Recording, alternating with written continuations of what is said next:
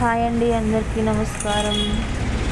మీకు ఈరోజు టిఫిన్కి పొంగనాలు వేస్తున్నాను. నిన్న అంటే లాస్ట్ వీక్ కూడా చెప్పాను కదా, జొన్న దోశలు వేసాను. అదే బ్యాటర్లో అదే బ్యాటర్తో పొంగనాలు వేస్తున్నాను. దాంట్లో కొంచెం అంటే పోపు లెక్క వేస్తున్నాను అనమాట.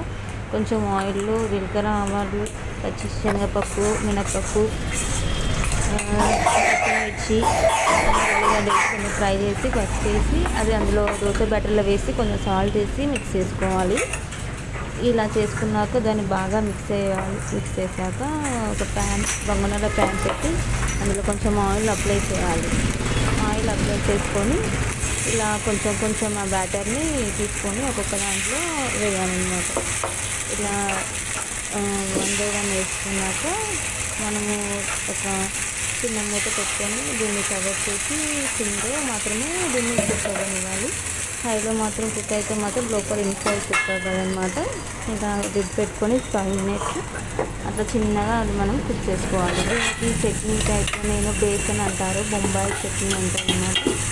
అలా ప్రిపేర్ చేస్తున్నాను. ఆయిల్లో ఉల్లిగడ్డ, జీలకర్ర, ఆవాలు, పచ్చిమిర్చి, బఠానీ, ఆలుగడ్డ కూడా వేసుకుంటారు. లైక్ పూరి చూస్తారు కదా వచ్చే ఫొటోస్లో, అలా అనమాట. అది వేసుకొని కొంచెం వాటర్ వేసుకొని బాయిల్ చేశాక శనగపిండి బ్యాటర్ వేసుకోవాలి. ఇది కొంచెం వస్తుంది. ఇప్పుడు పొంగనాలు రెడీ అయ్యాయి, మనం టర్న్ చేసుకుందాం. అది కూడా మనము నైఫ్ తోటి కానీ అలా చేయొద్దంటే ప్యాన్ ఖరాబ్ అయిపోతుంది. ఓన్లీ వుడెన్ టైప్ స్టిక్స్ తోటి మాత్రమే టర్న్ చేయాలి. అన్నీ టర్న్ చేసేసుకోవాలి. ఇలా 1 by 1 టర్న్ చేసుకొని మళ్ళీ లిడ్ పెట్టి ఒక 1 minute కుక్ అవ్వాలి.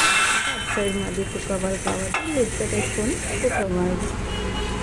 కుక్ అయ్యాక మనం తీసేసుకోవాలి. సేమ్ యాసిడ్ మళ్ళీ అలానే ఆయిల్ పెట్టుకొని మళ్ళీ బ్యాటర్ పోసుకొని మళ్ళీ కుక్ అవ్వాలి. సిమ్లో మొత్తం కుక్ అవుతే మంచిది అనమాట. మొత్తం దీని సైడ్ కూడా మంచిగా అన్నీ కుక్ అవుతాయి.